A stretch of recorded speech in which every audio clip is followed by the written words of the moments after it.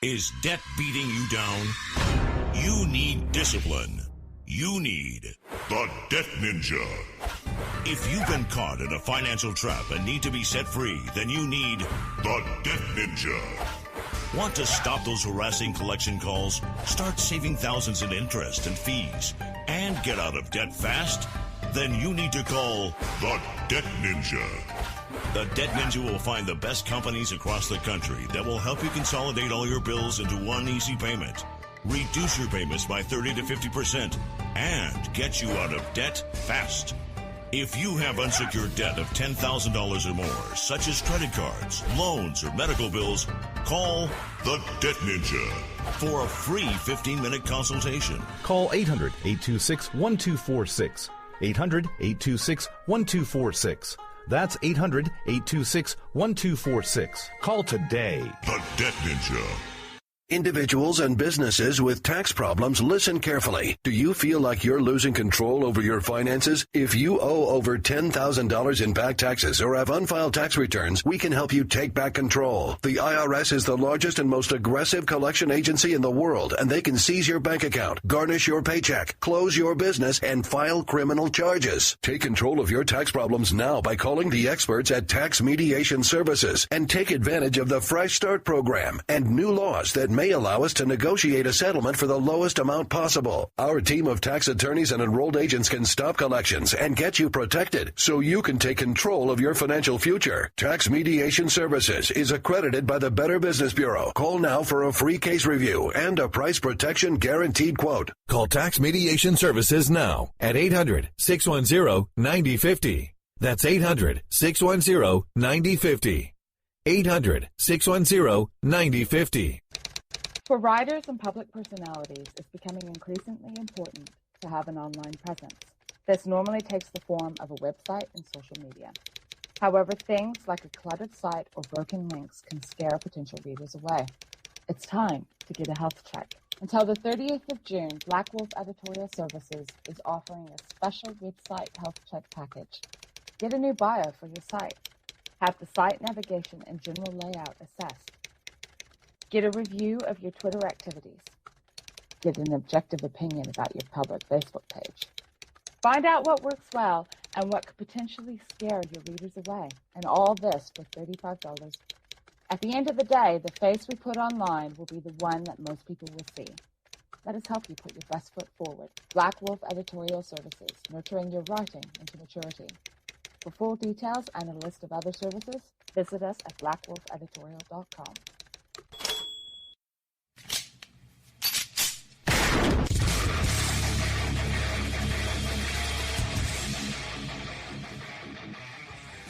This is Slickery Trigger for Rebel Road Tactical.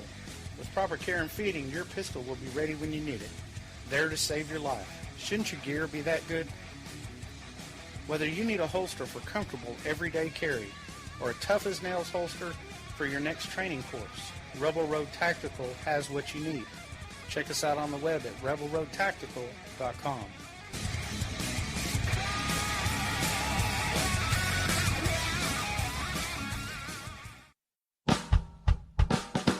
You're listening to the Spark Radio Network, internet radio like you've never heard before. Innovation, creativity, and imagination are all said to begin with a spark. So fasten your seatbelt and take the ride of your life and listen for the spark. The leader in talk radio on the internet, right here on K98Talk.com.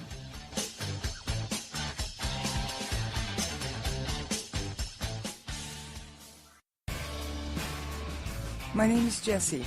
I'm a United States Special Forces widow. This gives me a unique perspective on the world around us. If you're willing to listen, I'll tell you how I see it, and I won't pull any punches. This is my POV, which stands for Point of View. All right, this is Jessie of K98 Talk with my Saturday Slowdown. And for those of you who are new to listening, my Saturday Slowdown is where I take a while and actually explore a subject in depth, and And often, as today, I'm not alone. I've got a guest. I've got author and UK police for 30 years in Nottingham, Jonathan Nicholas. How are you? I'm doing great. How are you doing, Jonathan? Fine. We've got some lovely weather here in England at last. So we're really enjoying it because we don't know how long it will last, probably a couple of days. We've been having quite a bit of rain around here where I live too, except it's happening mostly in the evenings or at night. So Yeah, well, that's okay. You don't mind that. yeah, it doesn't affect too much. Our days No. are gorgeous, and then at night it pours. Yeah.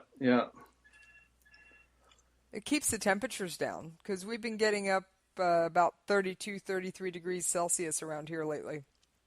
Oh, wow. I think there's probably 3 or 4 days a year it gets like that in England. Yeah, there's days I wish I could trade weather patterns. What could I say? we get about 2 to 3 months of with days like that dispersed in amongst. Sometimes it'll be 2 or 3 weeks straight. It's in upper 28s, low to mid 30s. We have a day predicted for this weekend of 35. Oh, blimey. Right. So, and for those that don't know, that's around the 95-degree region, give or take a few degrees. Yes, well, we have the centigrade, the European centigrade thing. So I'm in my mid-50s, and I'm still okay with both. I know that 85 degrees is nice, and I also know that 30 degrees is nice. 30 degrees Celsius, and I think the Europeans wanted us to go to kilometers and all that sort of thing, but we haven't. We've still got miles, feet, inches. And we even use stones when we weigh ourselves, which you guys don't. Obviously, you use pounds, but we use pounds and all that sort of thing. I think they tried to get us to use kilograms and all this sort of thing, but we're an island people. We don't want the Europeans telling us what to do. Thank you very much. Well, that kind of brings us to the topic of your book, and its title is Who'd Be a Copper? Who'd Be a Copper? And I believe the topic of your book was political correctness run amok, especially as it relates to the police force. Yes, there's quite a bit in there about that. It follows my 30-year career from 1984 to 2014. Now, it's quite an interesting progression because I spent 5 years as a hippie traveling the world with a backpack before I joined the police. And I found the cultural change of joining a disciplined organisation quite tough, to be honest. But I managed it, and I found it very unusual to be in an organisation where, at the time, in 1984, the British police were not particularly answerable to anybody. The police had a lot of freedom, and they were not in the least politically correct. Now, the book demonstrates in the sort of 300 pages that we've gone completely full circle. Now, the UK police are at the vanguard of political correctness in the UK. I thought I read somewhere that police can actually now give people, I think it's citations or tickets or something for politically incorrect behavior. Well, I've not heard that in so many words, but certainly, obviously, racism is illegal in a public place. But now, what a lot of British people don't realise is we have what we call the Irish joke in the UK. We've always made fun. Every country makes fun of certain minorities, not necessarily ethnic minorities, but I think the Canadians make fun of Newfoundlanders. Is that right? And I believe that is correct. Yeah, and it's meant in fun. I can't tell you how many Jewish jokes I've tripped over here in the US. All sorts of things. But now, of course, that's classed as racist behaviour. And if you told a Newfie joke or an Irish joke in a pub, which is a public place, you can get arrested. Now, and for locked those up. of you who aren't up on your British speak, pub is a pub is a bar. Oh yes, it still is very much the centre of British society, even though quite a few are closing. But the only place you can tell a mildly racist joke now is in your own home. That's under the Public Order Act of '86. So it's the only place you can do it. So, and certainly when I was in the police, if you wanted to tell a joke to a colleague, what we used to do was we used to take our radios off our uniform, walk out 100 yards into the car park, tell the joke to your colleague, and then walk back into the police station. Because we were told that every single conversation anybody has on police premises belongs to the police.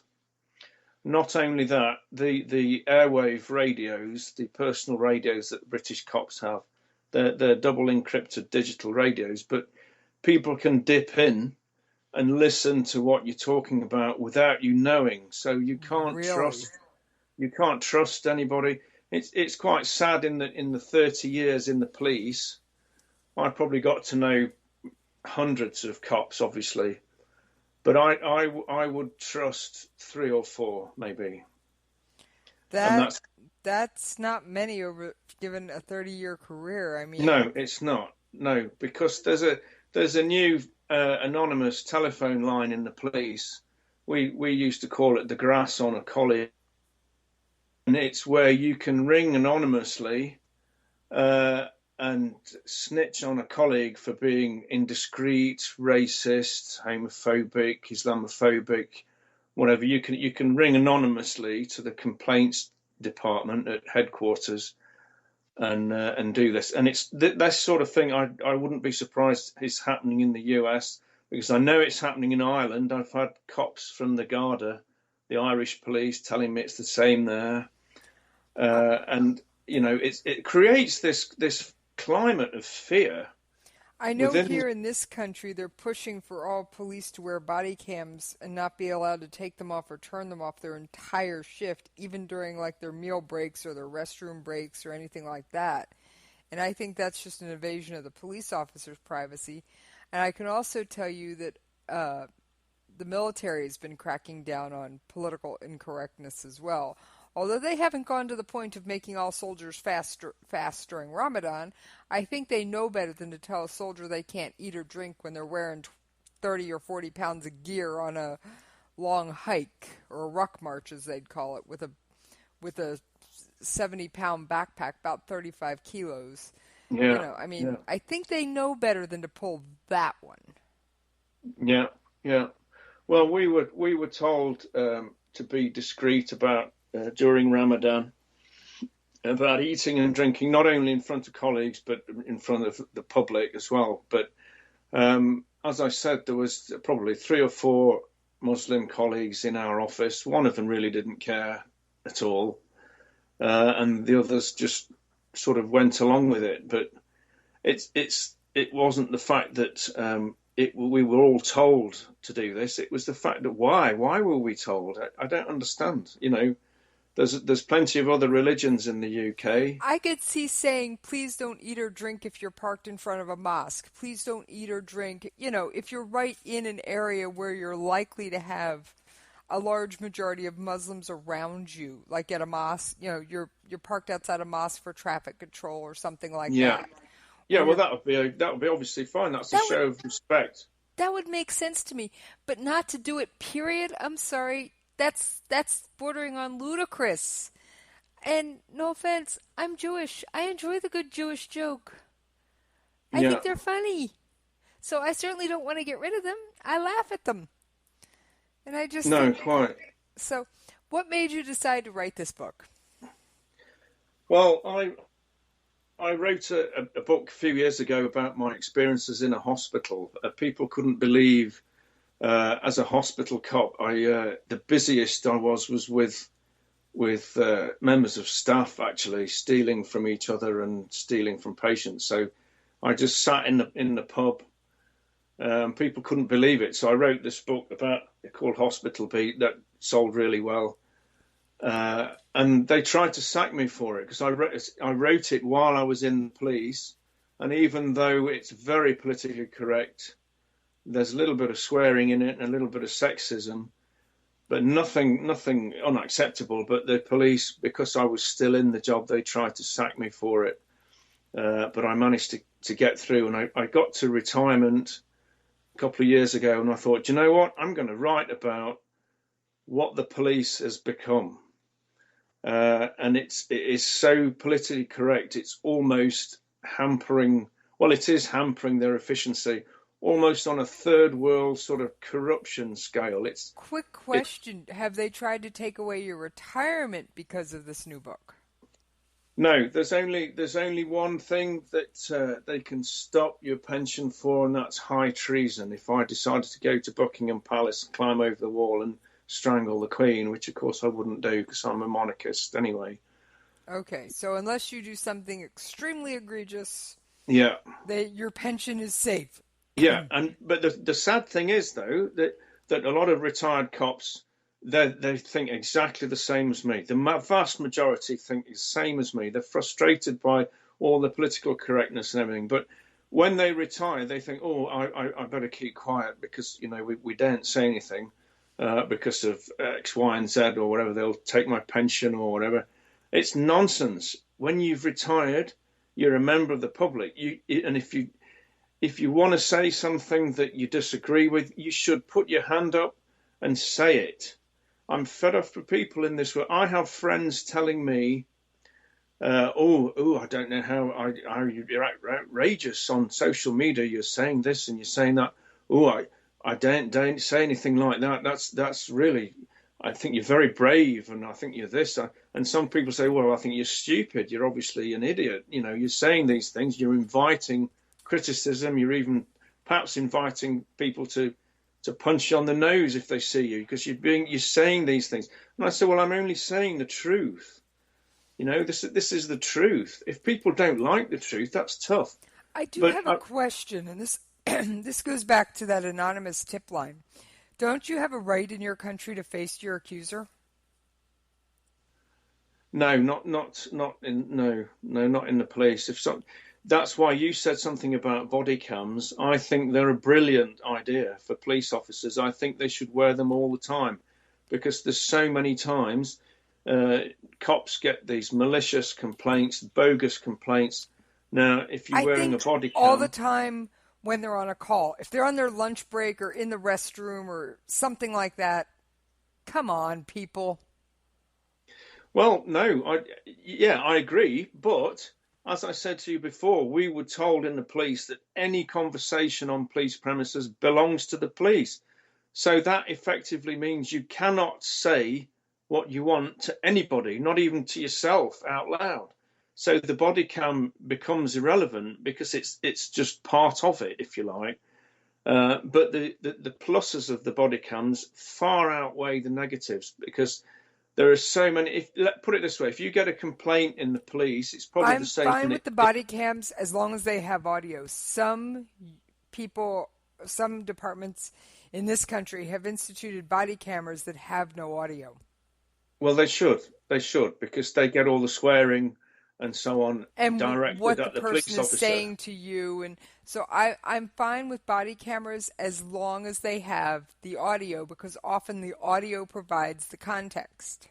Yeah, it does, absolutely. Yeah, that's where you hear all the swearing against the police officer and the provocation, so that when the police officer makes the arrest, puts the handcuffs on, the chaps say, well, what are you doing this for, and all this sort of thing. But what you don't see is what happened before, all the provocation and the picking a fight with the police officer. So I think they're great. I think they really are. I'm fine with them, but I still think officers, when they go to break or go to their meals or go to the restroom, don't need them on. Or go to the toilet, probably. Exactly. I mean, I'm sorry. Who needs to see or hear that nonsense? Thank you. I leave my husband alone in the restroom even. I'm sorry, but unless you have to enter the restroom to drag, the bathroom to drag someone out, you don't need the body camera on. No. So I'm sorry, but when you're eating your meal and you're sitting eating your lunch in a quiet spot, you're not doing anything. I don't see any reason why they should have to wear them then. Obviously, if they have to respond to a call, they put them back on. Yeah. But they should be quick and easy enough that they could turn them on real quick with the tap of a button or something like that. But I also feel that a cop shouldn't be allowed to turn them off during a call. No, that's right. So, yeah, it would be suspicious, though, if you get sent to a call, you arrive there and the camera goes off, and then the next thing you see the cop driving away. I mean, that's obviously going to be very suspicious. So, yeah, I agree.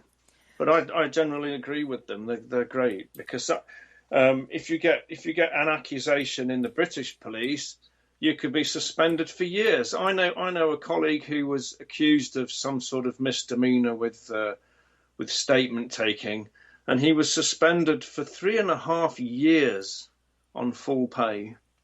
Okay. And he was completely exonerated at the end of it. But that's the sort of draconian. At least he was suspended with pay. Well, quite. But it's just ridiculous. That's taxpayers' money, for God's sake.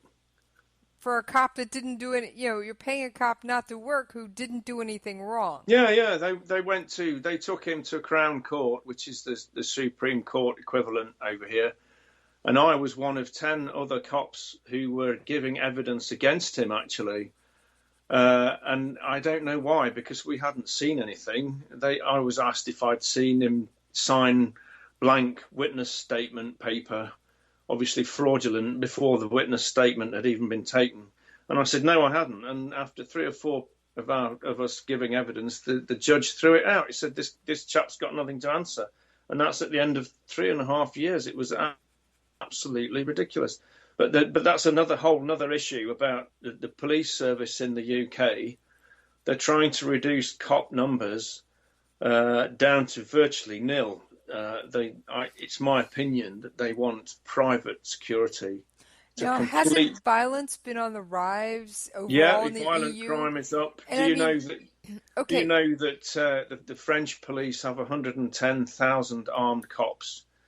And Britain, it's almost the same population as France, we have 6,000 armed cops in the whole of the UK. And they have to ask permission from the chief constable to even get the gun out of the cabinet. And then they have to ask permission to get some ammunition as well. Now, if you've got somebody running amok with an AK-47 in a shopping mall, by the time you go through all that, you're going to get there and... Well, quite. There was a chap with an air gun came to our police station, and he was firing this air gun at the front of the building. Thank God it was an air gun. It was an air gun, yeah, but he was firing this thing. We didn't know it was an air gun. It took nearly an hour for an armed cop to arrive, and that was only like 3 miles. So you tell me if we're safe. No. And people here in this country want to increase the number of gun-free zones. Now, I happen to be a gun owner here in the United States, and I have what's called a concealed carry permit. Oh, right. Which means unless I'm in an area where weapons aren't allowed, such as a gun-free zone or federal property where guns aren't allowed, right, I have the legal right in any state that accepts my permit to have, and I carry a 9mm Glock, to have my gun concealed on my person. You're kidding. I carry it almost every day. Well, I'll let you on in a secret. If I could, I would too. I'm sorry, but here's the other thing, though. As a gun owner, I feel to be a responsible gun owner, I have to practice with that weapon. I can't buy it, stick it in a case, ignore it, and then expect to actually be able to fire it when I have to one of these days. I go at least once a month, often twice a month, to the range. I practice it. I practice drawing it from the concealed holster among both summer and winter clothes in the different positions I might find myself with a backpack on my back, with a bag in my hand. Obviously I'll just put something that if I drop it in the bag, it's not going to break. But I'll have a shopping bag on my arm and practice drawing it just to see. So that's something I have to thank my first husband for. He taught me how to shoot. And one unique thing about me is I can shoot equally well right or left-handed, and I don't have to worry about controlling my breath to shoot with the same accuracy. Oh, right. That's great. And I have put thousands and thousands and thousands and thousands of rounds downrange to get to that point. Yeah, well, I used to be in the police handgun team, okay, and every day, sort of, when I wanted to go to the range, we had a Smith & Wesson and a police special, 38 special, and we'd do a bit of shooting before work, all this sort of thing. And then they banned handguns here in the UK, of course. So now nobody can own a handgun, anywhere. And even, would you believe, the British handgun Olympic shooting team, they have to go to Holland to practice. Now, they won gold medal at the last Olympics. They won. Okay, right? So they have to go to Holland. They have to go to Holland to practice. So how's that? How crazy is that? I flew across the country. I've actually purchased my handgun in another state from the one I currently reside in because I don't reside in my legal state of residence due to my husband's military service. So I purchased the gun in my legal state of residence. And I went to the airport, told them I had an unloaded firearm I needed to check with my luggage, and I had already looked up the regulations on how to proceed with all this. It was not only unloaded, but it had a lock through the barrel and the chamber, right, of basically a red cable that went down through it, so that my cat could have told you the thing was unloaded. Right. And then I put it in the manufacturer's case inside a Pelican case with 2 padlocks that nobody could open but me. Right. And checked it, no problem. You're and kidding. Arrived in the state I was going to, picked it up at baggage. They had it pulled aside at baggage check-in. Picked it up at baggage check-in, put it in my vehicle, drove home. Do you know how long it took me to purchase said handgun? Weeks. A week, maybe? It took me about an hour and a half, maybe 2, to pick out the one I wanted. About 20 minutes worth of paperwork. A couple hours later, I'm walking out of the gun shop. You're kidding. Now, that included an FBI background check. Well, I know that here in the UK, you can't own handguns, but you can still own shotguns or rifles? Yeah, rifles and shotguns. But even now, they're really making it very, very difficult. I purchased an AR-15. Actually, I didn't purchase it. I gave my husband the money to go purchase it because he wanted one. He left for the store, came back a couple hours later. He'd already taken it to the gun range and fired it, and we were cleaning it within 4 or 5 hours. But that's in your Constitution, though, isn't it? Is it the Second Amendment? Yes, Second Amendment, yes. Yeah. But they're going to take that away. They're trying. They're trying. They will. If Hillary gets in, they'll take it away. I'm telling you now, they will, because they're doing it here. They've done it here. They're making it very, very difficult to even own a shotgun. They're asking your neighbours what sort of person you are. They're asking you how much you drink. They're asking, and even if you get done, I know a friend of mine who's got a couple of shotguns. He got arrested for drink drive recently. He was only 2 micrograms over the limit, which is just like a couple of beers. And they've taken all his guns off him, and they've banned him from owning firearms for 7 years because he was just 2 micrograms over the legal drive limit. Their excuse is, well, you shouldn't. If you want to own a firearm, you should be a flawless member of society. Now, okay, I don't know of any human being who walks on this earth who is perfect. Well, quite, but they're finding any excuse. It's like they're finding any excuse to sack police officers in the UK because they can't be made redundant. They're what they call crown agents. There's no redundancy system. So what they're doing is the slightest discipline issue within the UK police is now what's called gross misconduct, and you face the sack. There are cops being disciplined in the UK for clicking like on Facebook. Okay, wait a minute. So, they're monitoring Facebook.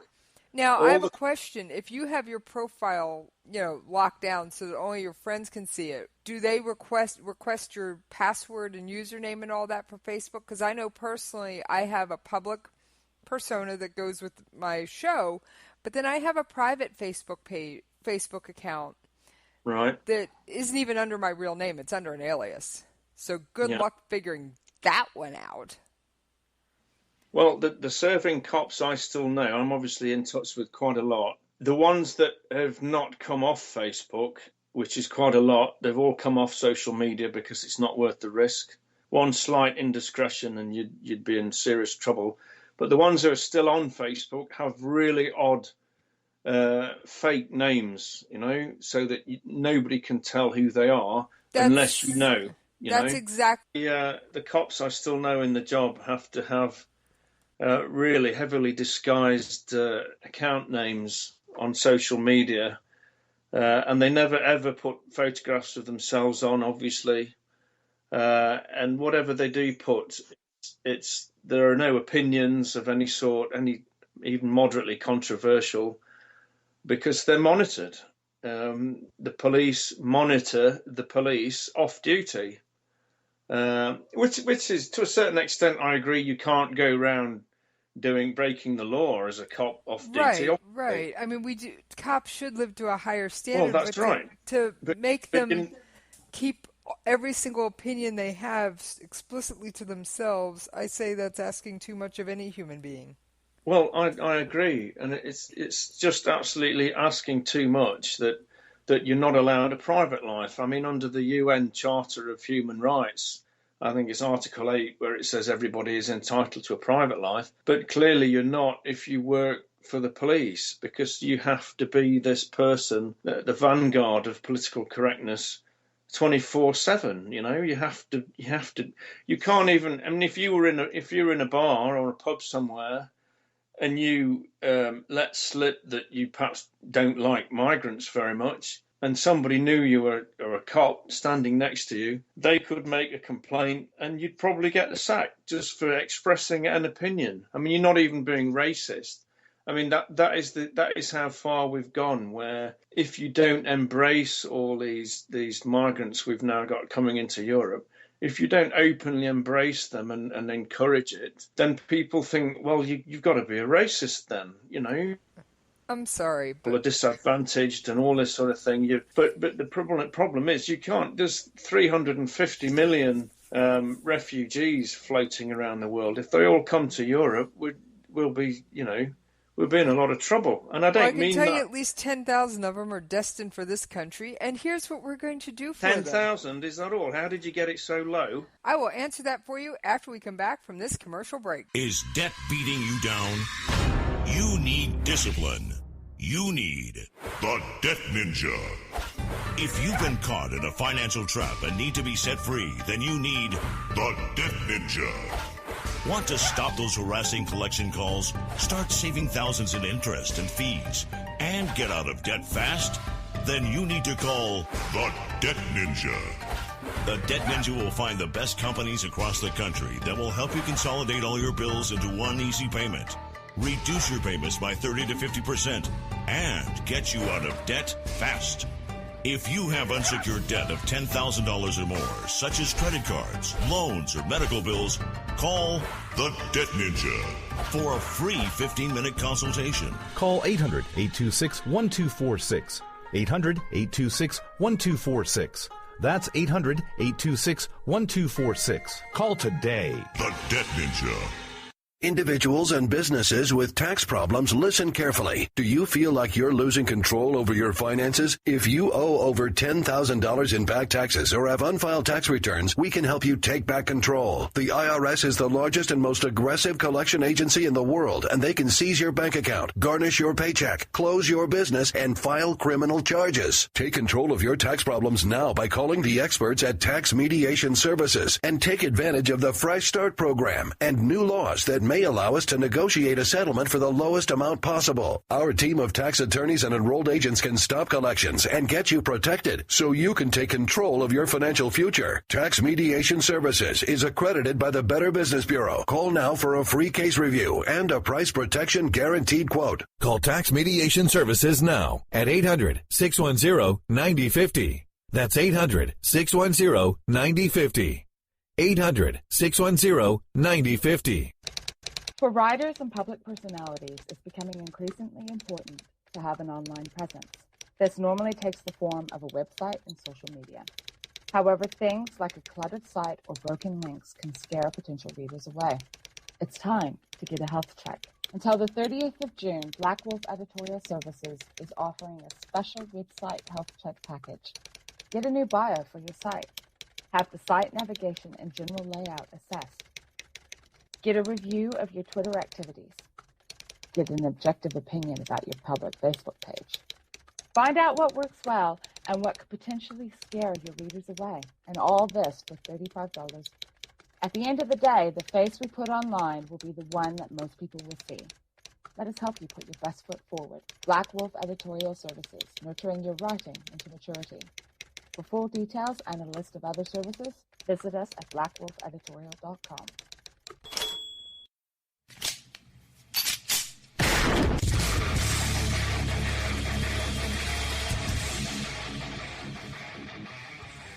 This is Slickery Trigger for Rebel Road Tactical. With proper care and feeding, your pistol will be ready when you need it. There to save your life. Shouldn't your gear be that good? Whether you need a holster for comfortable everyday carry or a tough-as-nails holster for your next training course, Rebel Road Tactical has what you need. Check us out on the web at rebelroadtactical.com.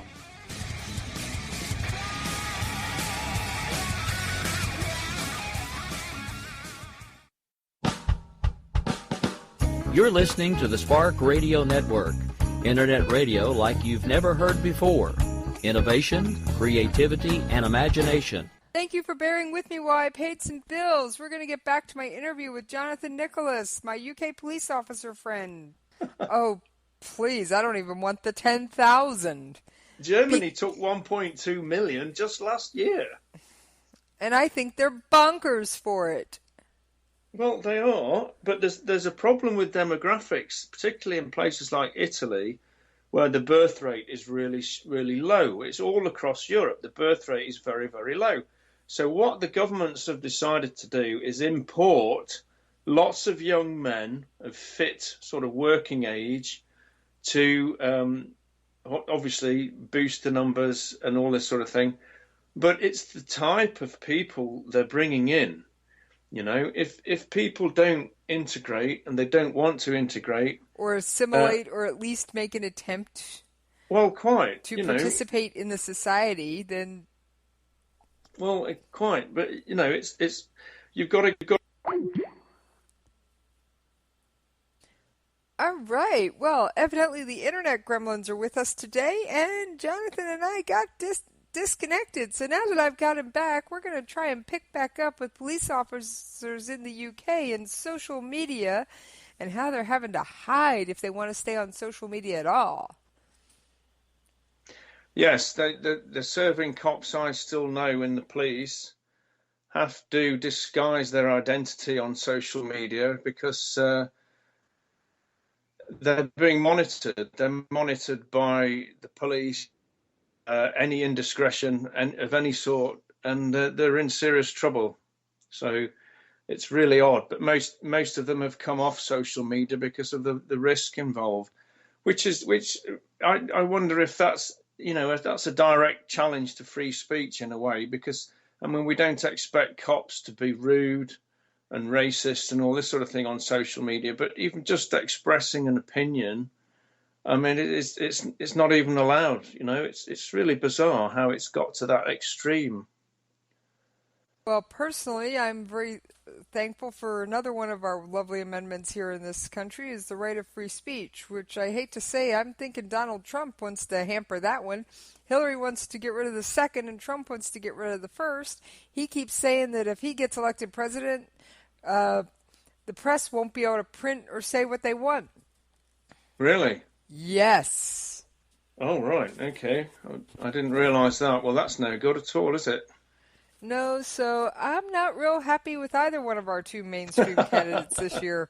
Because, no offense, I like both my First and Second Amendment rights. Yeah, of course. Yeah, absolutely. I would as well. So, all right. So, now, on the segment you did for my Tuesday night show, we'd gotten off on how police officers are being told not to eat or drink during Ramadan. Yeah, they're being told to be very discreet. Usually, you can grab a coffee or a sandwich at your desk in the general office, but now you obviously during Ramadan you're told.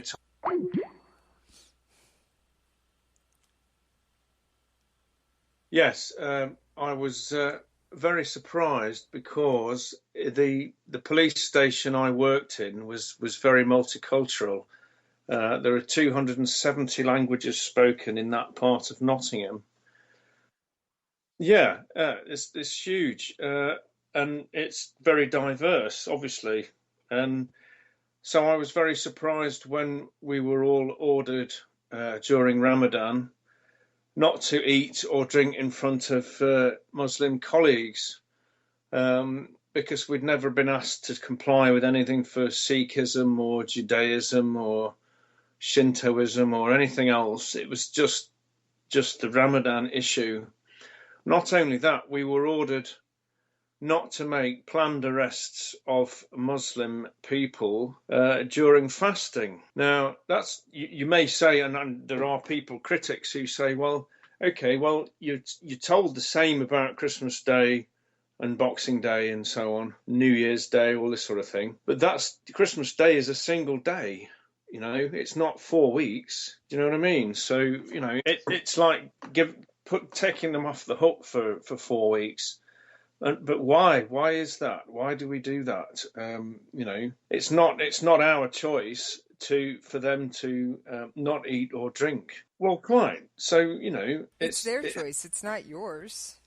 That's right. But it's the fact that if you don't comply as a police officer, you risk being disciplined and ultimately dismissal, because if you don't comply, then you're obviously a racist. That's the implication. That's nuts. It is. It's just gone way too far. As I said, from 1984, when I joined the police in Nottingham, there was virtually no political correctness. But now it's that the police lead the way. They're far and above more politically correct than anybody else in the whole of Britain. And I'm just wondering why. I sometimes wonder whether these things are being tested within the police service with a view to rolling it out across the whole population. Well, this political that might be. That's an interesting theory. I hadn't given that particular theory a thought, but no. Well, it's interesting because, as I said, you know, if you're a cop, you either give up your social media or you disguise yourself heavily because it's being monitored. There's a colleague I know who's now since retired.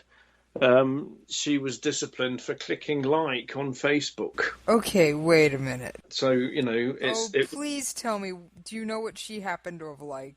It was something mildly critical of the migrant issue, I believe. But it wasn't even racist. It was critical of policy. And that's the issue there. If you don't support all these issues that the government supports, then it's becoming almost Orwellian in having to toe the line. Do you know what I mean? You're not allowed an alternative opinion. If you stick your head above the parapet and have an alternative opinion, they jump on you really heavily. And have you had any backlash from anyone because of your book? I mean, other than friends going, "Are you sure?" I had a couple of anonymous phone calls. Yeah, there's people telling me they know where I live, that sort of thing, you know. So, and I know I'm in touch with people on Twitter who are critical of the establishment line on migrants and so on, and they've been threatened too. I've been blocked. I've been blocked quite a few times.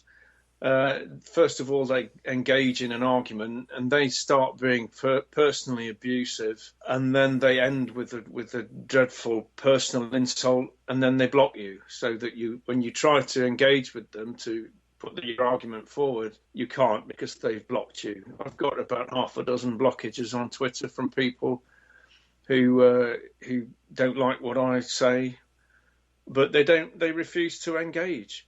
But then I'm in touch on social media with Palestinians who claim to be in Gaza, in the West Bank, Saudi Arabia, all over the place, and Muslim people I know in this country absolutely fine about some of the issues because they know I'm not being anti-Islam. I don't care what people do behind the closed doors. They can worship the flying spaghetti monster or the teapot the chocolate teapot that orbits the sun. They can do whatever they want. It's when they tell me you've got to do it as well.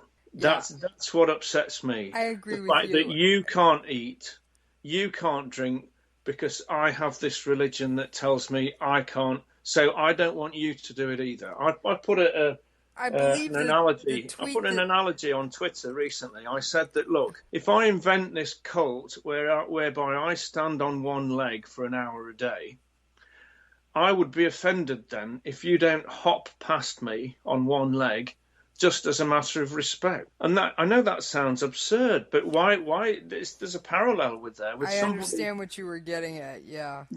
Ramadan has come along there. In the UK... That tweet is actually what caught my attention and made me decide to ask you to come on the show because I'm like, oh my gosh, that is an incredible analogy for the chaos. And it's well, in the UK, in this time of year, we only have about 4 hours of night time, so you're virtually starving. It's no good for your kidneys. It's no good for your liver or your pancreas, anything. You're going to get headaches, all this sort of thing, all for some sort of god that frankly is, it's not part of our culture. Right. So I mean, if it was my religion, that would be one thing. It would be my choice. Now, as I've said before, I'm Jewish, and we have one major fast day a year. Yet I have actually been around plenty of people that were consuming food on my fast days. And, I did actually ask one friend not to bake chocolate chip cookies while I was at her house. Right. I was going to be there for about 20-25 minutes, and she'd been working on baking cookies for something for her daughter. And I'm like, can you hold off on that for just a few minutes? And she, of course, totally understood once I reminded her what was going on, but I was asking her to refrain for a few moments while we concluded what we had to conclude. I wasn't saying don't, I'm saying that's something I don't think, that one item is something I don't think I could withstand. Do you mind for a few minutes? And, of course, she was fine with it. Yeah. But like I said, I was asking for a few moments, not saying, oh, well, because I'm doing this, you have to do this. Yeah, that's right. Yeah. I mean, if somebody said, can you just, tuck away that cup of coffee for 5 minutes until I get out of the room, that would be one thing. Yeah, but if you're forcing people, if you're ordering people on pain of discipline or dismissal, it's wrong. Then it's not real. And we had all these. I was a community police officer, so I went on all these diversity courses because I was curious. I went on a Gypsy Awareness Day, Travellers Awareness Day, a Gay Awareness Day, and a Muslim Awareness Day. The Gay Awareness Day was fantastic because there was a guy who was a really overweight chap with a pockmarked face, and I was waiting for the gay guy to come in and say, this is what it was like in the police when I was gay. But this guy was, I was in the police for 30 years in London, and I thought, this guy can't be the gay guy, surely. But he was. He used to have to invent a girlfriend at weekends so that when he went back to see his colleagues and all this, he was ostracised. It was the climate in the police was it's different now, obviously, but that really blew a hole in the whole sort of gay issue that they really are no different to anybody else. They just practice something different. Right. But on the Muslim Awareness Day, there was a guy came to see us. We sat round in a semicircle, and he was dressed in all the robes. He was apparently a police sergeant, though I've no idea. I've never seen him around. And he told us all about Islam and all this, their views on alcohol and all this sort of thing. So somebody put their hand up and said, well, what's your views on alcohol then? And this guy just said, well, we will never reconcile ourselves to the way you drink alcohol And not only that, the way your women dress, we'll never reconcile ourselves to this at all. No true Muslim will reconcile ourselves to this. And we were just all stunned into silence. We thought, well, what is the future for integration? And I said, well, where were you born then? He said, well, I was born in Derby. So he'd lived here all his life, and yet he's calling us, you and your customs and the way you treat your women and all this. And I thought, well, you live here too. Why are you? This guy was building the wall. We weren't doing it. We were happy to embrace him and have all this, listen to him and everything. But clearly he was saying, you do this and you do that with your culture and all this. Well, hang on, excuse me. You're living here. You know, if you don't want to integrate, then what are we going to do? You know, that's what shocked me about it. And I put that in my latest book. And it's just an observation. I'm not being racist. I'm not saying I hate Muslims or anybody else. I'm just saying this is what happened. This is the truth. This is what I saw. This is what's happening. And there's very few people even dare say it now because they think by saying it, you're racist. You know what I mean? People have said to me, oh, you shouldn't rock the boat. You shouldn't say these things because it's racist. I said, well, why is it racist? It's the truth. You know, if people, we've got a problem with integration, it's not our fault. They can integrate. We've opened the doors for these people, but they choose not to. That's their choice, you know. Yeah, so they're choosing not to assimilate and to accept anything about your culture. It's not you that's being, no offense, a problem. Quite. And it's just why is it racist to even discuss it? It's been swept under the carpet for so long now that it's got completely out of hand. Nobody even. I mean, I find people in bars, in the pubs. They in a noisy bar where everybody's drinking, people who talk about this subject, they whisper. They oh, did you see what happened? There was a Muslim did this and did this that. And I said, what? Excuse me, why are you whispering? You know, why? Oh, well, we don't want to upset anybody. We don't want people to think we're racist. Oh, and I think, well, hang on a minute. You know, just by discussing it, you're not racist.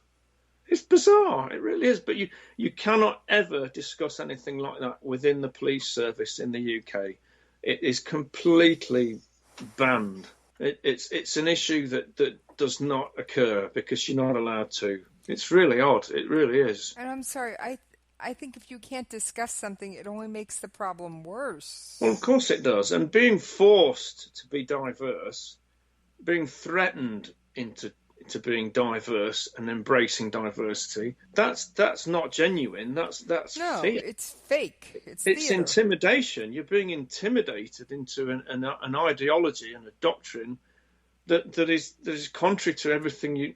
But not only that, if you get all this brainwashing, you end up thinking your own culture is somehow inferior. You really do. You get this idea that perhaps being Christian or Jewish or Sikh, perhaps we are wrong. Perhaps this is the wrong thing to do. Perhaps we should give up churches and alcohol. And a senior officer told me once that it's not for us. This was a chief inspector in Nottingham.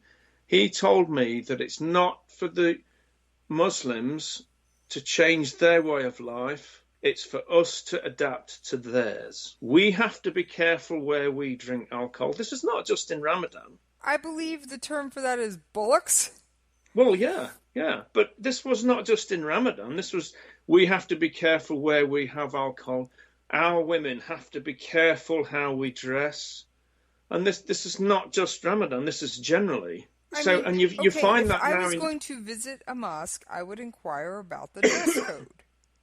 Well, and I actually have visited several mosques. And yes, you're talking to a Jewish woman who has gone into mosques out of curiosity for whatever reason, and I've had zero issue with it.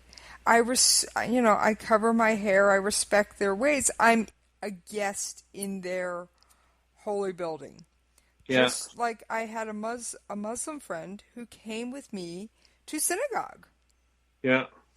And they followed suit. And I mean, like I said... Yeah, but in the UK, all this stuff is being enforced by white people who seem to compete with one another to see how diverse they are. Do you know what I mean? They seem to be point scoring amongst each other to see how far they can push this agenda.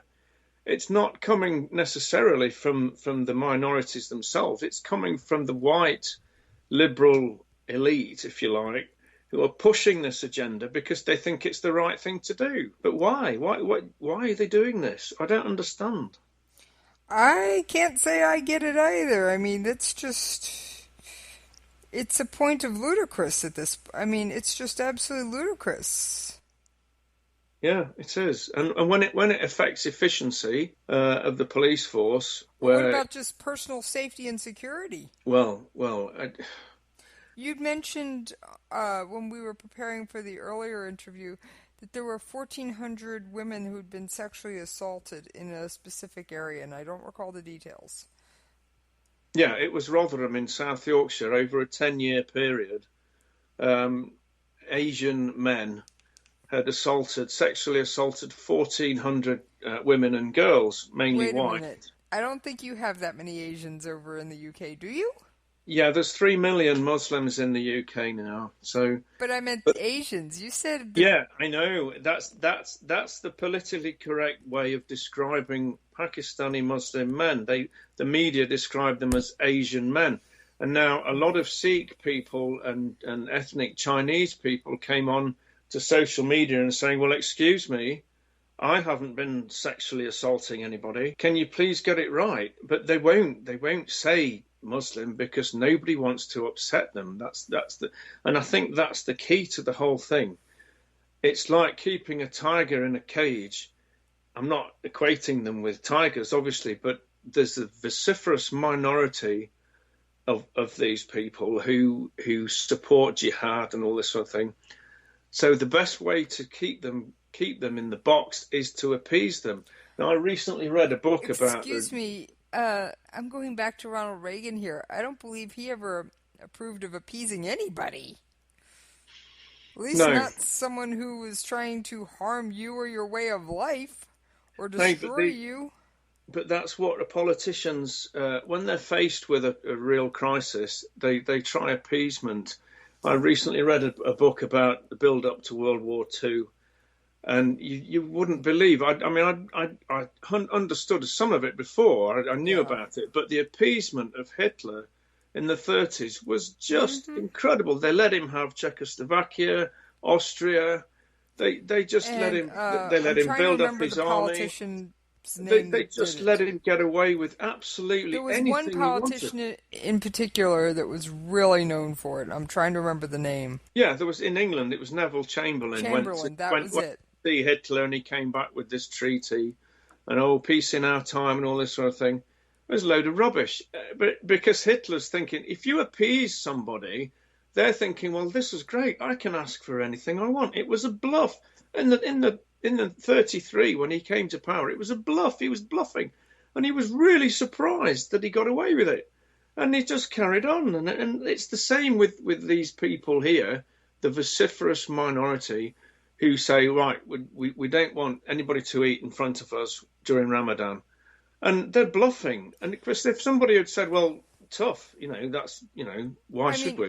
Okay, now if you happen to be right out front of a mosque or in a highly Muslim area, that's part of your patrol, or you've got to be there for something. I could see not doing it for that brief period of time, but to say that you can't do it your entire shift is just insanity.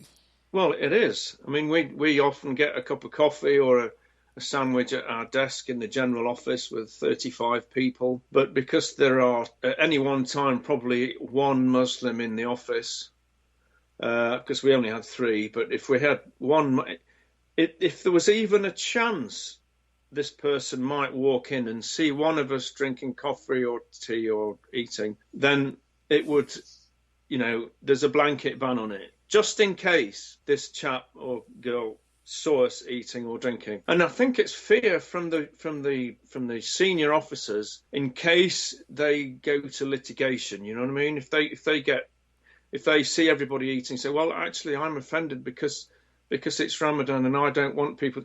And the diversity issue is such that people are afraid of the litigation and perhaps being sued for being seen to be suspected of being racist. It's just so bizarre. It's gone beyond common sense, in my opinion. It has. I mean, I could see, okay, let's not eat in the general office area. Make sure you eat in the canteen. Yeah, but even in there, as I said earlier, even while you're in the designated eating area, I've seen colleagues stand up when a Muslim walks in at lunchtime and say, oh, I'm sorry, is it okay if I carry on eating? And they've said, oh, yeah, okay, yeah, fine. And I thought, well, I didn't, but why would you? It's a canteen, for God's sake. You know, that's where you eat. Hello, you don't want to be around food. Stay out of this room. Well, quite, you know. But that's really bizarre. It's just how we've got to this stage. I don't understand how it's got. I mean, we don't do the same for Sikhs. There are 750,000 Sikh people in the UK. We don't do anything for them. We don't follow any of their customs or anything. We don't do anything for Yom Kippur or anything like that. We hardly do anything for Christmas. So why everybody in Britain knows it's Ramadan today, this week. Everybody. Well, why? Why do we know? Why we, you know? Well, I keep track, but then I keep track of all kinds of holidays on my calendar, just out of habit because of everything I'm involved with. And it's just one of those things of, you know, I always like to know what's going on. So I do have... Yeah, but the thing is... But I have the Sikh holidays, I have the Muslim holidays, I have the Jewish holidays, I have the Christian holidays. But police officers take an oath, they swear an oath to treat everybody the same. Without fear or favour, they call it, and it's an oath. You swear it on the Bible or whatever you want to swear it on, and you swear it to the Queen, because in the UK, the Queen is the ultimate boss of the British police, okay? It's not a company, it's not Parliament, it's not the government, it's not the Prime Minister, it's the Queen. We're Crown agents, okay? And so not to treat anybody different to anybody else, and yet we have to do this when Ramadan comes around, and we have to be very different. Has anybody thought about bringing up the oath and mentioning to the higher-ups that we actually are treating people different by this behavior? Well, I've done it in my book. In my book, Who'd Be a Copper, I've raised it in that. But nobody... If you can't raise it while you're still in the job. That's why I wrote the book after I left the police, because if I'd written that, it's very critical of political correctness within the police service. So if I'd written that while I was in the police, I would have been hung out to dry. And you would have lost your job. But because you're retired... all the 30 years work I would have done would have been for nothing. I would have lost pension. Now, were you working on the rough draft while you were employed or making notes? Yeah, I was. Yeah, of course. I knew I was going to write it because I took photographs and I took, I've got a thing I put in the book. We had a 2-page, every Ramadan we had a 2-page instructional command on Ramadan, right? Okay. And it's about providing meals for detained Muslims. It's allowing them to have prayer times and a simple courtesy such as Happy Eid or Eid Mubarak. These are Arabic phrases we were, as police officers, told to learn, okay? Now, we were not told any Hebrew phrases or Urdu phrases or anything like that, just Arabic phrases that we were to use during Ramadan, okay? Now, if that's not fear or favour, then what is? Why are we singling out these people? I have to say it is. Well, of course. I mean, a 2-page, I've got the thing here, a 2-page, it's in my book. Yeah. 2 pages of instructions on how to treat Muslims differently from everybody else, okay? Now, the oath that cops take, as I said, without fear or favour, you treat everybody the same. Equality under the law, that's democracy, isn't it? Yes. The law is the rule of law, right? You can't decide to treat somebody different because they have a vociferous minority who might blow you up one day. Okay. Now, it's not the first time we did it. I remember years ago in the 80s, we had riots in London, mainly by the West Indian community who were disenfranchised and suffered racism. Okay, so we let a lot of cannabis smoking, marijuana smoking, we turned a blind eye to that at these West Indian parties and so on. We just asked them to turn the noise down. So there has been favoritism in the past. But that's gone now because the West Indian community in Britain is fully integrated and making a brilliant contribution to society. Okay, but the favoritism that we now find for these people is becoming over and above anything I've ever seen before. So do you think the Muslims will integrate, or do you think they're just going to demand their little special niche? Well, personally, I don't think so, no. I don't think they'll integrate. Personally, I have to agree with you. I don't think they will here in this country either. But you and I will be immediately classed as racist for saying that. Good luck. Well, we will, though, won't we? You'll get all these mainly left-wing people saying, "Oh, you're obviously racist. You know, why do you?" I get asked on social media, "Why do you hate Muslims?" I don't hate Muslims. I hate an ideology that tries to tell me what to do. If you were a far right Christian and you were telling me that I couldn't drive my car on a Sunday because it's God's day, I'd just be critical of you for that. You'd probably tell an Orthodox Jew who said you couldn't drive on a Saturday the same. Well, quite. Yeah, I've visited the Middle East, and I know the fact that on Saturdays Orthodox Jews throw stones at people driving their car. I mean, that's bizarre. I mean, I'm an atheist. Okay, I don't believe in any of these sky daddies up there. I think the world will be better without religion. It served its purpose. We needed it in the Middle Ages, in the Dark Ages, to get us through, and now we're okay. We're intelligent beings. We don't need it. But I see people who I personally draw some personal comfort from the practice of it. That's fine. Do I believe every part and parcel of it? No. Do I believe it provides personal comfort? Yes. But you're not telling me I've got to follow your faith, are you? No. My whole thing with religion is you believe in whatever you want to believe, and I'm happy with you believing whatever you want to believe as long as you're not trying to kill me for my religion. Well, that's right. Yeah, people can do what they like. I'm pro gay rights. I'm pro all sorts of issues that a lot of my right-wing friends. I have right-wing friends, left-wing friends. A lot of my right-wing friends say, "Why do you embrace all these gay rights and stuff?" Well, it's because it doesn't affect me. They can do what they like. It's freedom. That's the issue here with me. It's freedom. If you want to do whatever you want behind... I actually did an interview with a 19-year-old gay male from the UK about his coming out, not quite a year after he did it, and how it changed his life and how he actually felt like he could be himself among his friends once he came out. And I mean, I didn't ever stop being his friend just because I found out he was gay. No, I've got no issues with anybody. Nobody, not gays, Muslims, anybody at all. And they're trying to tell you what to do. Well, yeah, it's a freedom issue. If people want to do that, that's up to them. But it's when people start telling me I've got to do it, then that's excuse me, I'm going to put my hand up and I'm going to say, no, sorry, I don't want to be gay. I don't want to be Muslim. I don't want to fast for a month. I don't want to do all this sort of stuff. So just, that's the issue I've got. People can do what the hell they want, but it's when they try to do it to everybody else.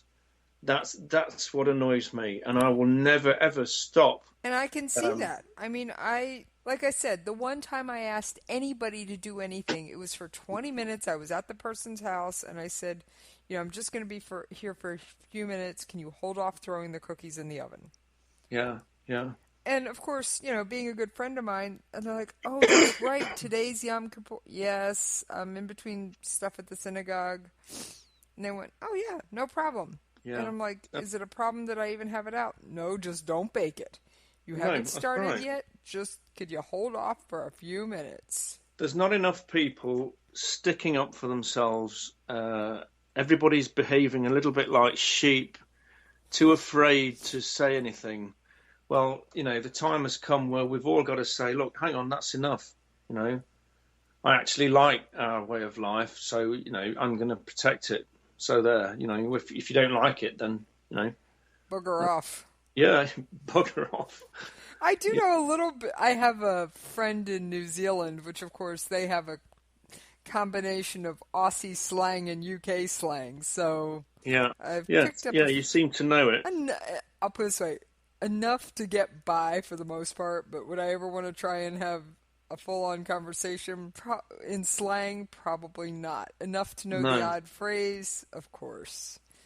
But yeah, so I mean, like I said, I have no issue with you having whatever you want. Don't force it on me. That's right. That's the issue. That's just it. People can do what the hell they like. It's a free country, but it's when they try to impose it on everybody. That's what I don't like. And I actually 100% agree with you. So, are you?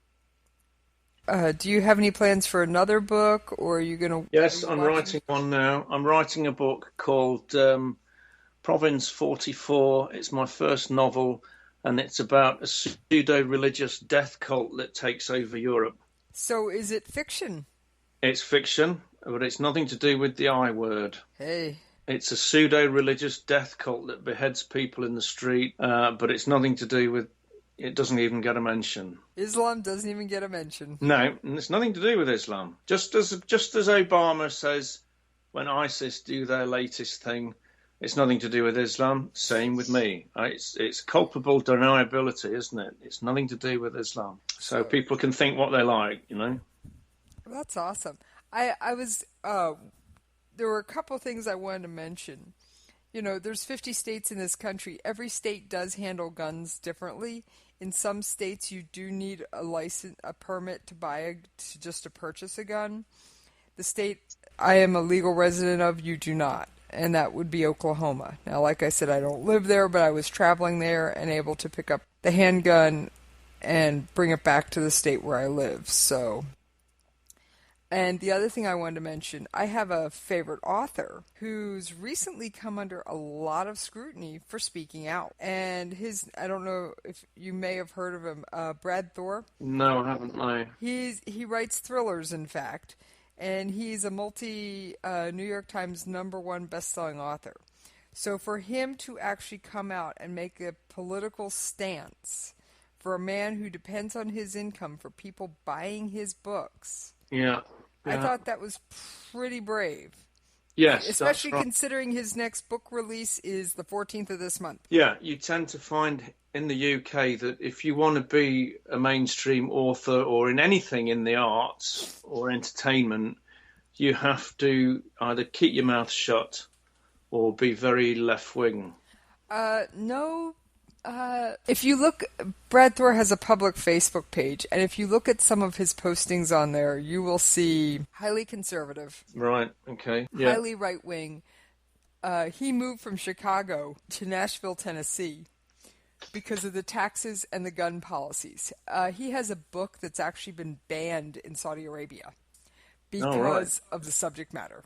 That's an accolade, really, isn't it? Oh, yeah. I mean, and you wonder why he's my favorite author. I mean, you'd probably like his books. I mean, very conservative. I mean, there's some U.S. political intrigue in there, but you'd be able to follow it well enough.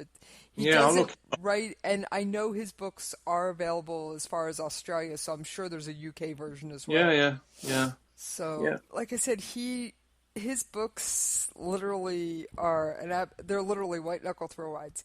He took something as boring as the real history of our Federal Reserve banking system. He took the real history and wove it into a thriller complete with dead bodies and flying bullets. Right. How many people can actually take the history of a banking system? Yeah, and make it interesting. Yeah. That takes talent.